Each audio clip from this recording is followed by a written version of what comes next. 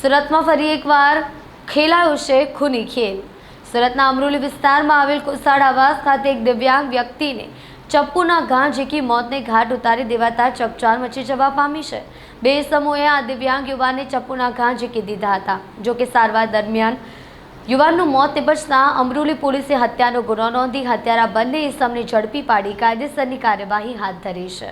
સુરતના અમરોલી વિસ્તારમાં ગત રાત્રે ખૂની ખેલ ખેલાયો છે। અમરોલી કોસાડ આવાસમાં રહેતા 26 વર્ષીય સંદીપ શૈલેષ નિષાદ પોતાના મિત્રની દુકાન પર ગઈકાલે બેઠા। આ દરમિયાન કોસાડ આવાસમાં H1 બિલ્ડિંગમાં રહેતા ચિરંજીત અને રોશન સાહાની નામના બે ઇસમો સંદીપ પાસે આવ્યા। અચાનક સંદીપને પગના પાછળના ભાગ પર ચપ્પુના ઘા ઝીકી દીધા, જેથી સંદીપની હાલત ગંભીર થતાં તેના ભાઈ અને પરિવારજનો સારવાર અર્થે સુરતની હોસ્પિટલ લઈ આવ્યા હતા। હોસ્પિટલમાં ટૂંકી સારવાર દરમિયાન સંદીપનું મોત નીપજ્યું હતું। આ મામલે મૃતકના ભાઈએ જણાવ્યું હતું કે મારો ભાઈ સંદીપ છેલ્લા 10 વર્ષથી સુરતમાં રહે છે। અમે મૂળ ઉત્તર પ્રદેશના છીએ। ગઈકાલે મારો ભાઈ તેના મિત્રની દુકાન પર બેઠો હતો। તે દરમિયાન આ બંને ઇસમોએ આવીને મારા ભાઈને ચપ્પુના ઘા મારી દીધા હતા। હત્યા ઝઘડાની અદાવતમાં હત્યા કરાઈ હોવાનું સામે આશંકા છે। રોશન સાહની અને ચિરંજીત શર્મા ઉર્ફે બિહારી H1 બિલ્ડિંગમાં રહે છે। આ બંને ઇસમો ઉપર અન્ય એક વ્યક્તિનો હાથ છે। અમે આ મામલે અમરોલી પોલીસમાં તાત્કાલિક ફરિયાદ કરી દીધી હતી। બંને આરોપી હત્યા કરી ફરાર થઈ ગયા હતા। પોલીસ ફરિયાદને આધારે બંને આરોપીને ઝડપી પાડ્યા હતા। ઉલ્લેખનીય છે કે મૃતક સંદીપ નિષાદ દિવ્યાંગ છે। 4 વર્ષ પહેલાં ટ્રેન અકસ્માતમાં સંદીપનો હાથ કપાઈ ગયો હતો।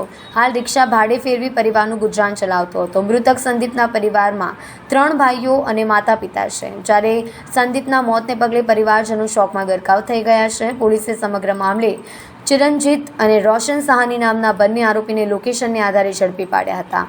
જ્યારે પણ બંનેને જરૂર પડતી ત્યારે ફોન શરૂ કરતા હતા। આમ પોલીસ લોકેશનથી પીછો કરતા આરોપી સુધી પહોંચી ગઈ। હાલ બંનેની ધરપકડ કરી કાયદેસરની કાર્યવાહી શરૂ કરી છે।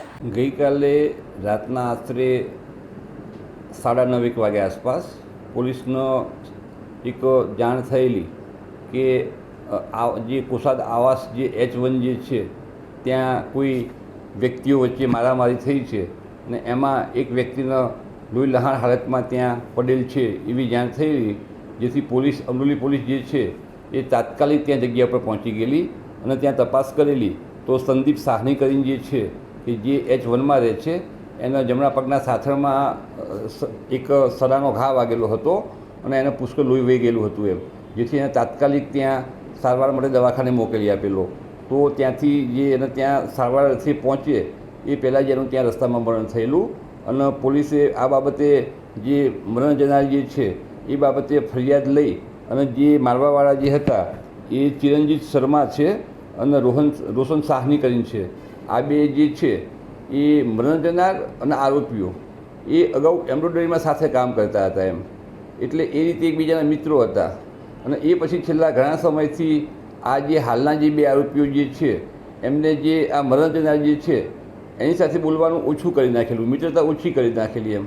એના કારણે આ જે મરણ જનાર સંદીપ અને આરોપીઓ જે છે એમના વચ્ચે અવારનવાર નાના ઝઘડા અને બોલાચાલી થતી હતી એમ। એમાં ગઈકાલે આ જે બંને આરોપીઓ જે છે એ ત્યાંથી ચા પી અને ત્યાંથી નીકળેલા જે સર્વિસ સ્ટેશનની પાસેથી એ વખતે આ જે સંદીપ ત્યાં બેઠેલો હતો એ વખતે આ કામના બંને આરોપીઓએ ભેગા થઈ અને જે ચિરંજીત છે એને એની પાસેથી જે સરી હતી એનાથી મરણ જનારને ઈજા કરી અને એનું મોત નીપજ્યું।